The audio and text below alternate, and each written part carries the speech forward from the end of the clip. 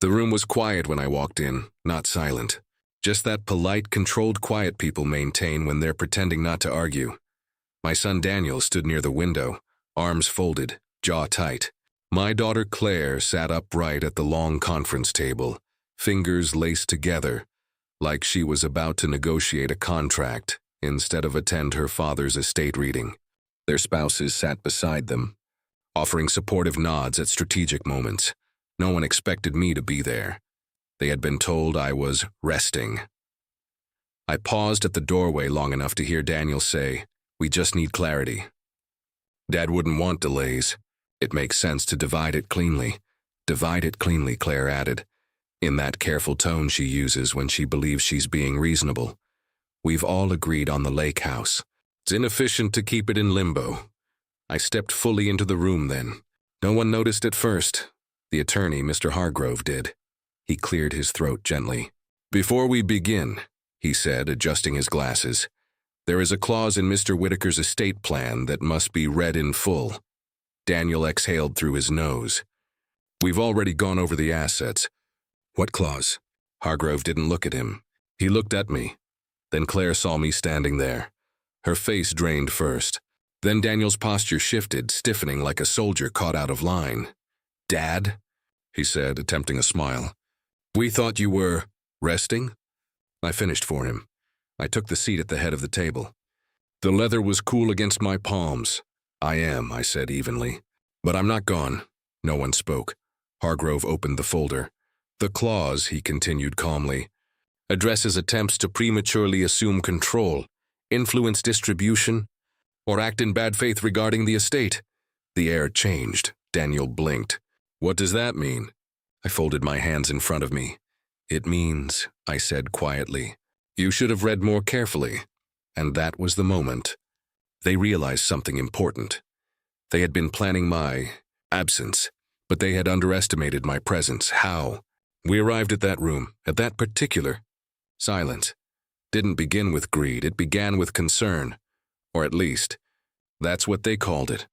I built my life the way I build most things, and slowly, deliberately and without much noise.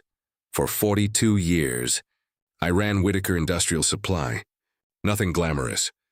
Fasteners, specialty parts, contract manufacturing. The kind of business people only notice when it fails. I preferred it that way. We supplied what others relied on. There's dignity in that. My wife, Margaret, used to say I measured success in steadiness, not applause. We bought the lake house when Daniel was 8 and Claire was 5.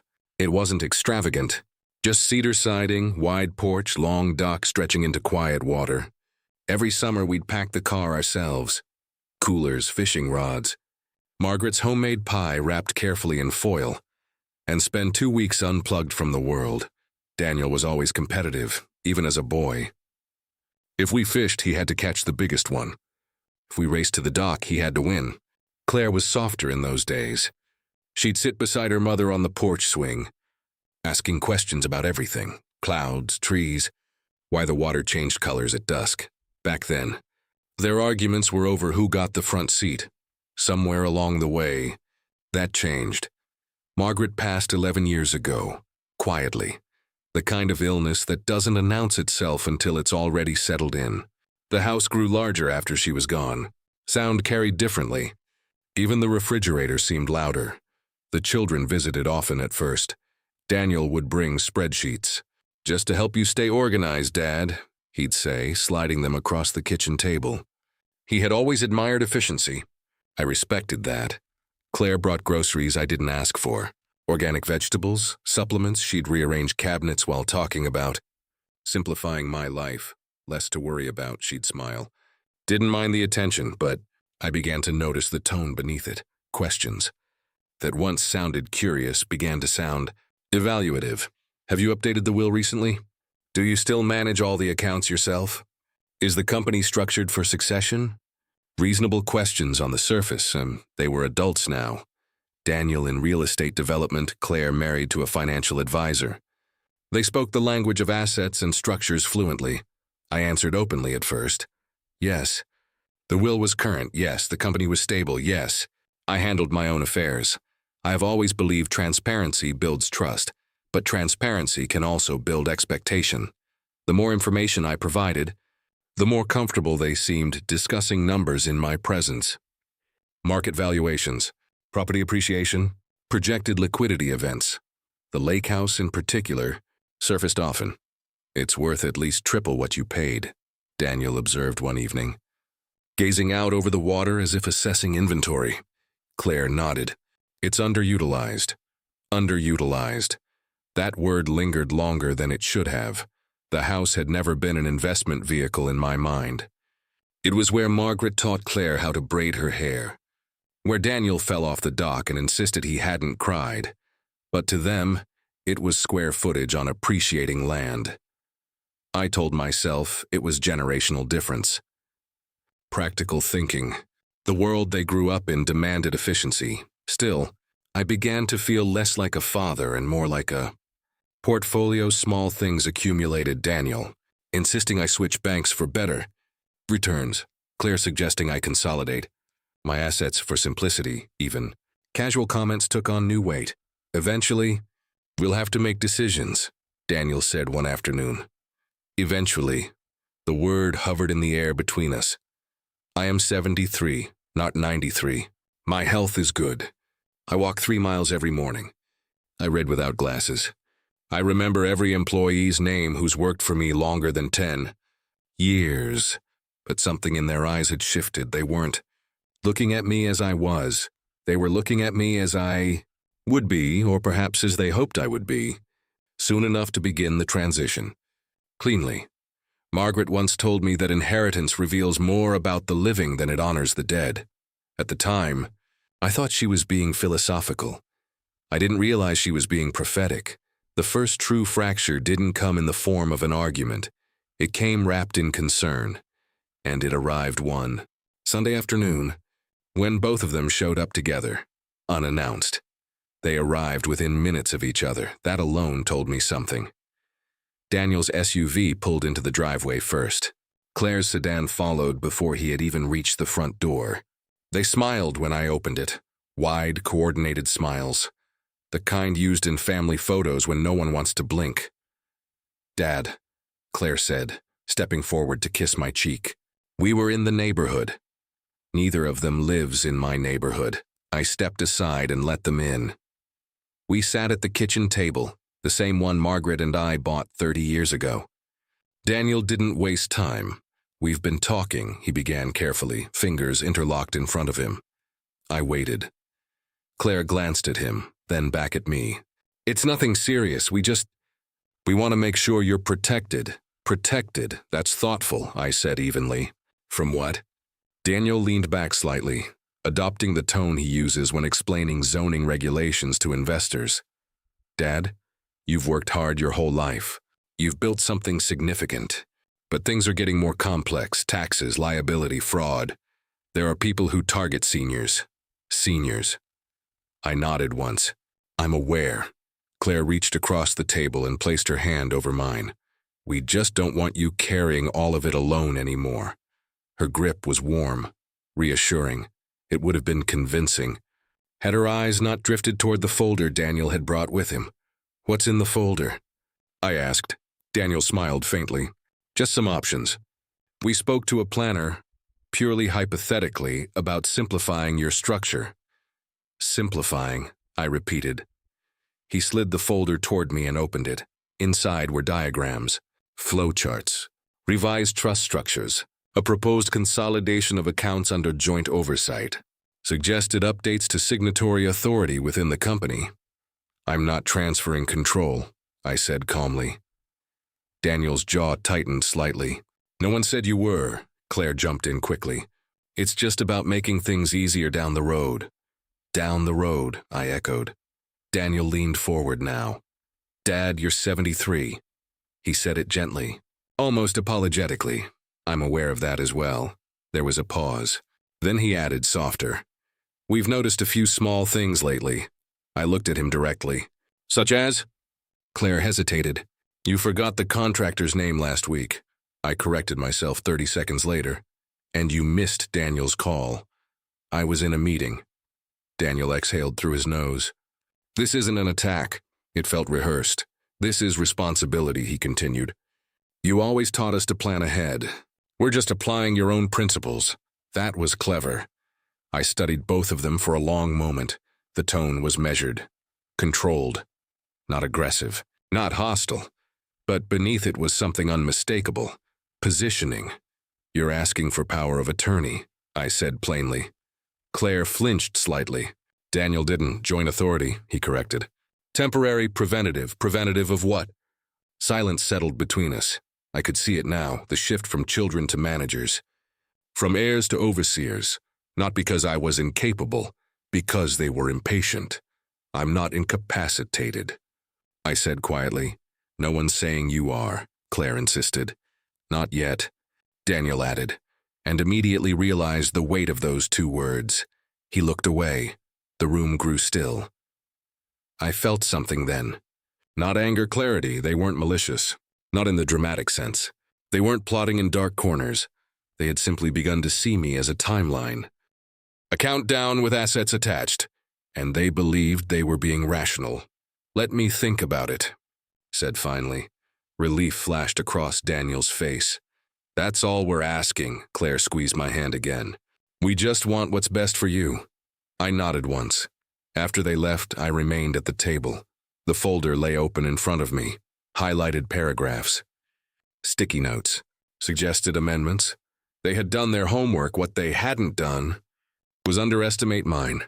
I closed the folder slowly. Margaret's photograph sat on the counter across from me. You always said, I murmured quietly. That character reveals itself when money enters the room. I wasn't angry, but I was no longer naive. The following morning, I called Mr. Hargrove, and I asked him to review something very specific. Mr. Hargrove has been my attorney for 26 years. He is not flashy. Not particularly warm either, but he is precise. And in matters of family and money, precision is mercy. We met in his office 3 days after the concern conversation. He closed the door gently behind me and sat across from his desk, not behind it. A subtle sign of partnership. What's changed? He asked. I placed Daniel's folder on the desk between us. My children have discovered urgency, I said. He opened the folder without comment, scanning the proposed amendments. Power of attorney. Account consolidation. Executive co-signature provisions. They're early, he observed calmly. Yes. He looked up at me over his glasses. And you're not ready to surrender authority? No. He nodded once. Are you ready to clarify consequences? That was why I had come. I leaned back slightly. I want the estate to reflect something more than distribution percentages, such as character. He did not smile. He simply listened. I explained what I had begun to see. Not dramatic betrayal, not cruelty. Just impatience. A subtle shift from care to calculation. Told him about the lake house being described as underutilized. About timelines. About the word eventually. Hargrove folded his hands. You're not angry, he said. I'm disappointed. That's cleaner. We reviewed my existing estate plan in detail. It was straightforward. Equal division of assets between Daniel and Claire. The company to be sold upon my passing. Proceeds divided. The lake house jointly owned with a buyout clause if one wished to exit. Simple, he said. Predictable. Yes, and now I'd like to test patience. He tilted his head slightly. Go on. I want a clause, I said evenly, that addresses premature interference. Any attempt to assert control before my passing. Any move to manipulate authority under the guise of protection. Hargrove did not react immediately. That's enforceable, he said eventually. But it must be precise. Precise is why I'm here. He opened a clean legal pad and began writing. We discussed language carefully. Terms like bad faith action, tempted coercion, undue pressure regarding asset control, efforts to restructure company governance without written consent. Consequences, he asked. I considered this for a long moment. I don't want theatrics, I said. No dramatic disinheritance, then what? If either beneficiary attempts premature control or acts in bad faith toward my estate planning process, their inheritance converts to a structured trust with restricted access. No immediate liquidation, no unilateral asset sales, No authority over company shares. Hargrove paused mid-sentence. You're limiting access. Yes. For how long? 10 years, he looked up. That's significant. It's not punishment, I said calmly. It's instruction. And the compliant beneficiary? Full access immediately. Silence filled the room for a moment. Are you prepared for the fallout? He asked. I'm prepared for clarity. We worked for nearly 2 hours refining language. Legal terms are blunt instruments if handled poorly. I wanted something sharper, a clause that would activate automatically if either heir engaged in documented attempts to alter authority structures prior to my passing. No courtroom drama. No accusations, just mathematics. You push too early, you wait longer. When we finished, Hargrove read it aloud in its entirety. It was calm, clinical, unemotional. Exactly what it needed to be. And they won't know? He asked. Not unless they read the full document. Will they? I thought of Daniel's confidence. Claire's reassuring hand on mine. Their assumption that the future was already mapped. No, I said quietly. They'll skim. Hargrove closed the folder. I'll have this updated and notarized within 48 hours. I stood, smoothing the front of my blazer. At the door, he spoke once more. You're giving them a choice, he said. Yes. And if they make the wrong one, then they'll learn something I failed to teach. Earlier, he studied me for a... This isn't revenge, no. It's architecture. I nodded once as I stepped back into the sunlight outside his office. I felt something settle inside me. Not bitterness, not triumph, preparation. I did not want my children to fail, but I would no longer allow them to rehearse my absence. And soon enough, I would discover just how impatient they truly were. The invitation to dinner came 2 weeks later. Daniel insisted. Just family, he said over the phone. It's been too long since we've all sat down together. Claire echoed the sentiment in a separate message. A little too coordinated to be coincidence, I agreed. Their homes have grown larger over the years. Open floor plans, neutral palettes, furniture arranged with deliberate minimalism. Success has a certain aesthetic. Daniel's house smelled faintly of rosemary, and something expensive I couldn't identify. Claire and her husband were already there when I arrived. Wine glasses half full. Conversation mid-sentence. They paused when I stepped inside. Warm greetings. Controlled enthusiasm. Dinner itself was pleasant. Almost nostalgic. Stories about the lake. Laughter about childhood mishaps. Claire even brought up Margaret's pie recipe. It would have been convincing. Had Daniel not glanced twice at his watch. After dessert, Claire's husband suggested I try a particular single malt he had recently acquired. It's in the study, he said. Let me grab it. I excused myself shortly after, claiming I needed the restroom. The hallway was quiet. Their voices carried lightly from the dining room as I passed. I did not intend to overhear anything, but intention is irrelevant when truth is already waiting. Daniel's voice, low but clear. We can't let this drag on another 5 years, Claire responded, more cautious. Lower your voice. It's practical, he continued. He's not getting younger. A pause. We need clarity, Daniel said. The company needs succession. The lake house needs decision. And frankly, we've been patient. Patient. Claire exhaled. I know. But pushing too hard could backfire. We're not pushing, Daniel insisted. We're guiding. Guiding. I remained still in the hallway, one hand resting against the wall. Claire's voice softened. Once we have joint authority, it's cleaner. We can protect assets. Optimize the sale. It's not like we're stealing from him. Daniel gave a short laugh. No, we're just accelerating the inevitable. Accelerating the inevitable. There it was. Not hatred. Not cruelty. Efficiency. I had been reduced to a timeline. I walked quietly into the restroom and closed the door. For a moment, I stood there looking at myself in the mirror. The face staring back at me did not look frail. My shoulders were still squared. My posture steady, but something inside me shifted. It was not anger, it was grief. Not for money, for erosion. I had mistaken involvement for loyalty. Mistaken planning for partnership. They were not villains, they were simply preparing for a version of the world without me, and growing impatient that it hadn't arrived. When I returned to the table, they were discussing vacation schedules. Daniel looked up first. "You okay, Dad?" "Fine," I said evenly. Claire studied my expression for a fraction longer than usual. "You seem quiet." "I'm listening." That was true. I listened to the cadence of their voices, the confidence, the assumption. They believed the shift in authority was only a matter of time. What they did not understand was that time had already shifted. When I left that evening, Daniel walked me to my car. He placed a hand on the doorframe before I stepped inside. "Think about what we discussed," he said gently. "It's for everyone's stability." I met his eyes. "I always think carefully," I replied. He nodded, satisfied. Driving home, I kept the windows down despite the chill.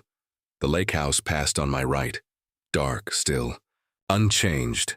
Underutilized. Margaret once told me that legacy is not property. It's principle, and principles are only tested when pressure is applied. That night, I slept little. Not because I doubted myself, but because I understood something clearly. Now, they were not waiting for me to fail. They were waiting for me to fade, and I had no intention of fading quietly. The following morning, I called Mr. Hargrove again. "It's time," I told him. He did not ask for explanation. He simply scheduled the reading. Mr. Hargrove scheduled the meeting under the pretense of a routine review. Annual alignment, he called it in the email he sent to Daniel and Claire. Best practice for estate planning. Neutral language disarms suspicion. The night before the meeting, I drove to the lake house alone. I unlocked the front door and stepped into the quiet.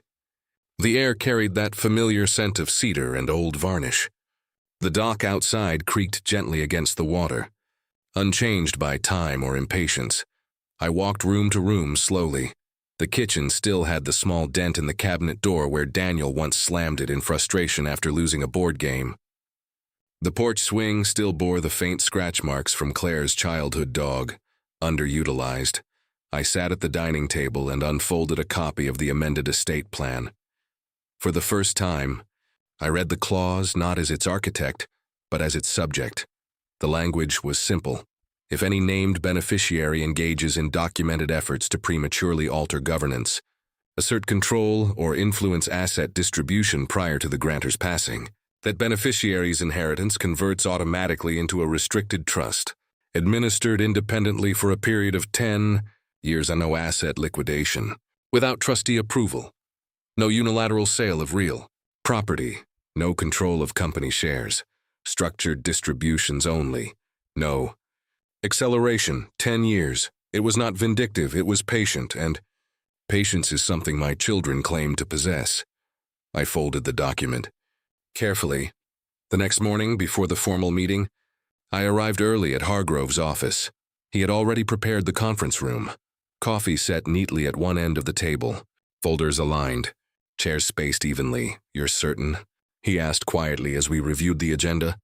"Yes, they may interpret it as distrust. Then, they should examine their own actions." He nodded. "Once, they've made inquiries," he added. I looked up. "Inquiries?" "Daniel contacted my office last week requesting clarification about corporate succession protocols. I absorbed that without reaction, and I declined to provide specifics without your authorization." Of course he had. "They're testing the perimeter," he said calmly. "Expected as much." Hargrove closed the folder and leaned back slightly. "You understand what this does? It gives them exactly what they asked for." I replied. "Clarity." He studied me for a moment. "You're not doing this to punish them." "No." "What then?" I considered the answer carefully. "To see who they are when the outcome changes." Silence settled between us. There is a particular stillness that comes before a storm. Not chaos. Just a tightening of air. I did not relish what was coming. But I did not fear it either. My children believed. They were managing risk. What they did not realize was that risk management had always been my discipline. When Daniel and Claire arrived, they carried the same measured confidence I had seen at dinner. Polite greetings, subtle glances exchanged between them. Daniel placed his phone face down on the table. Claire crossed her legs neatly, pen already in hand as if attending a board. Meeting.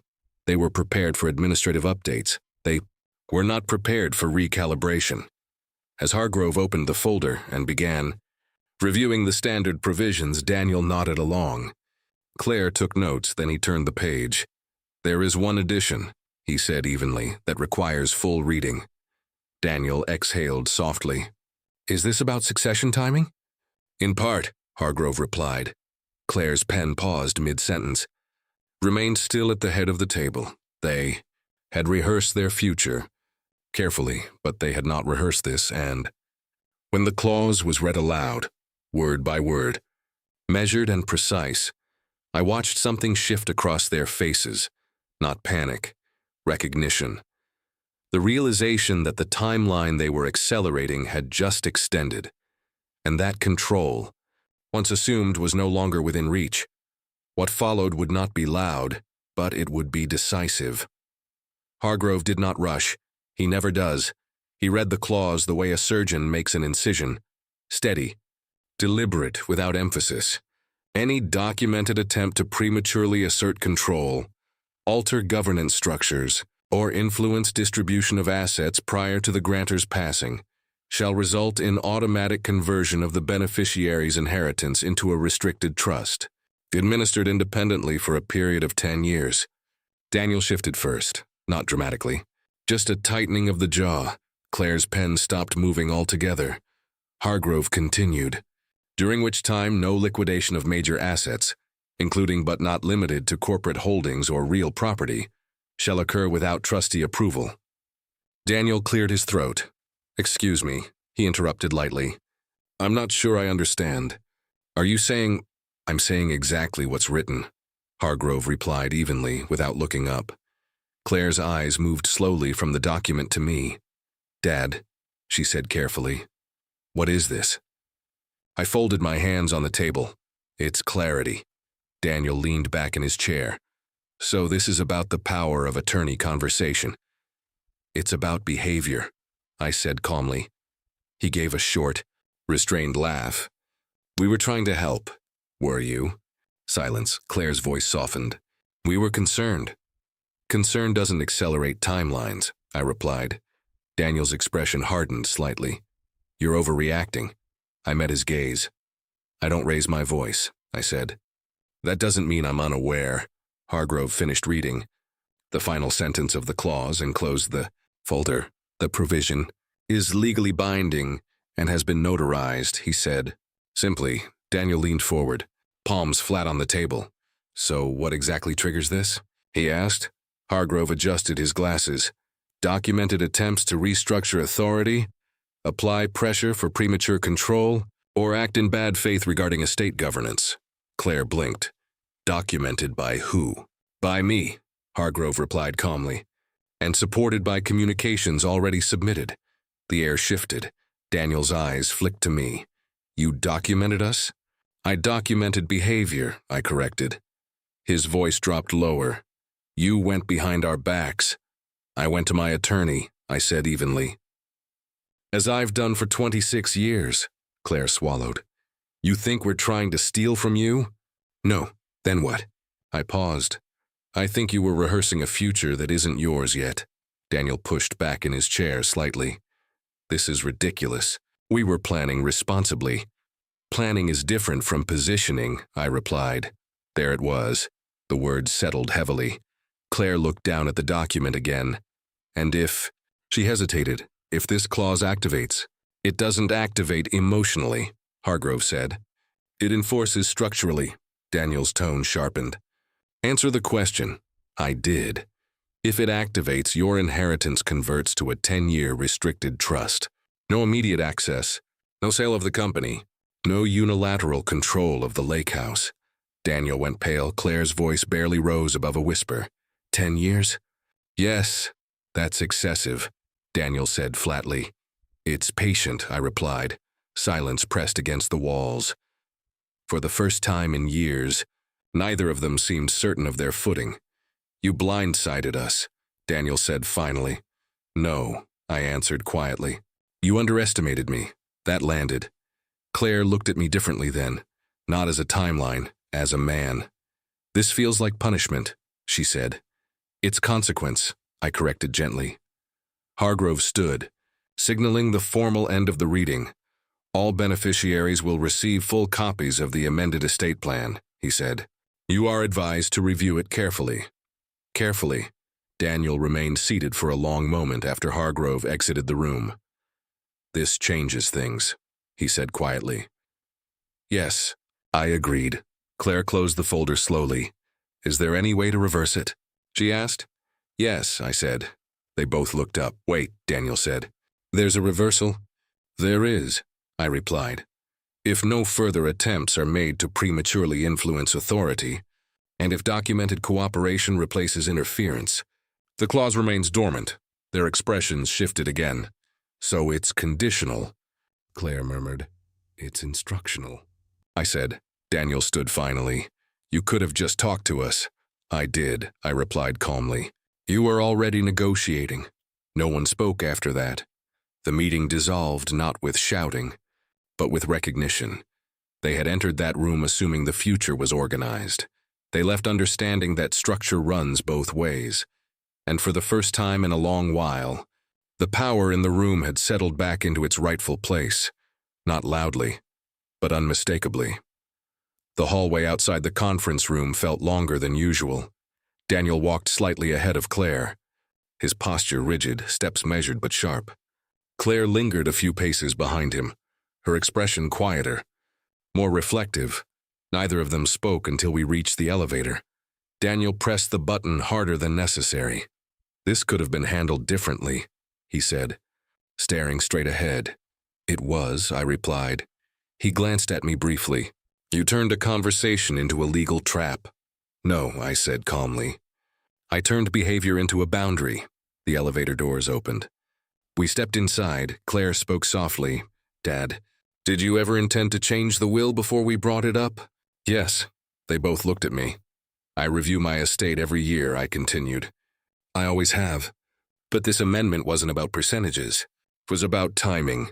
Daniel's jaw tightened again. You think we're waiting for you to die. I think, I said evenly. You've been preparing for my absence more than respecting my presence. That silenced him. The elevator reached the lobby. The doors slid open. Daniel turned toward me fully now. So what do you want? He asked, not aggressive. Just direct nothing, I said. From you. That's not an answer. It is. Claire's eyes searched my face. You want reassurance? No? Then what? I paused long enough for the answer to settle properly. I want restraint. They absorbed that quietly. Outside, the afternoon sun reflected sharply off the pavement. Daniel's SUV was parked near the entrance. Claire's car beyond it. Daniel exhaled slowly. So we just pretend none of this happened? You don't need to pretend, I replied. You need to adjust. Claire folded her arms lightly, more in contemplation than defense. If we stop pushing, she asked carefully, the clause stays dormant? Yes, and if we don't? It activates. Daniel looked away briefly, calculating. You're leveraging fear. No, I said. I'm leveraging patience. He gave a faint, humorless smile. You always did believe in delayed gratification. Yes, I replied. It built everything you're so eager to distribute.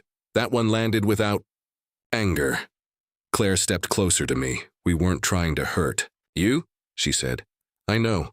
And you believe we were acting in bad faith? I believe you were acting in haste. Daniel's shoulders lowered slightly.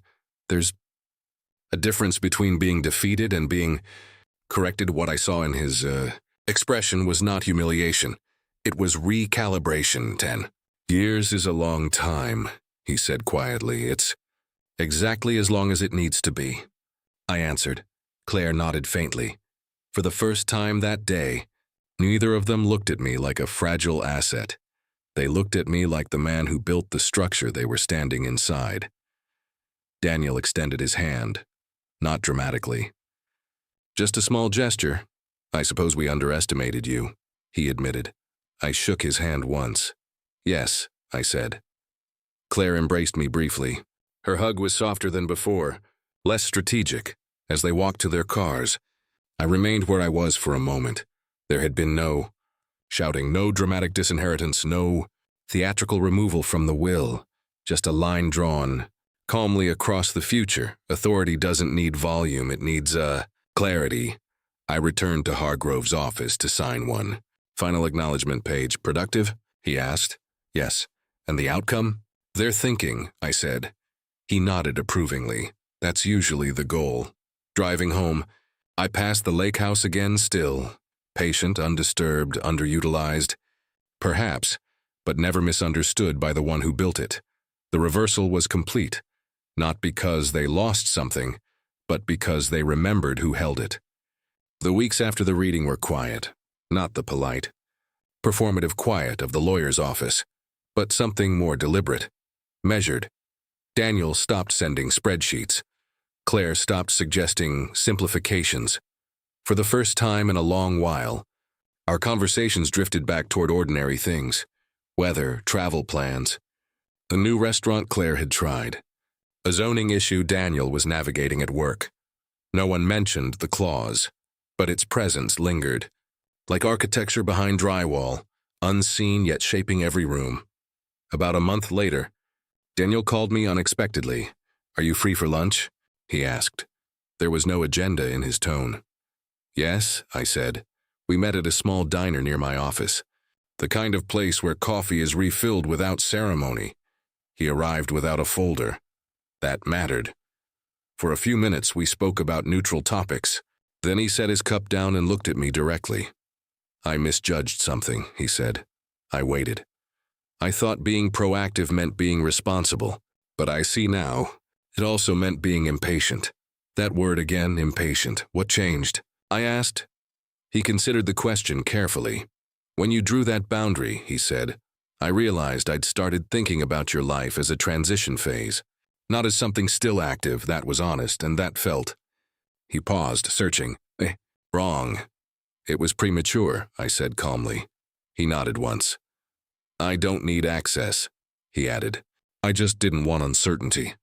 "Uncertainty," I replied, "is part of maturity."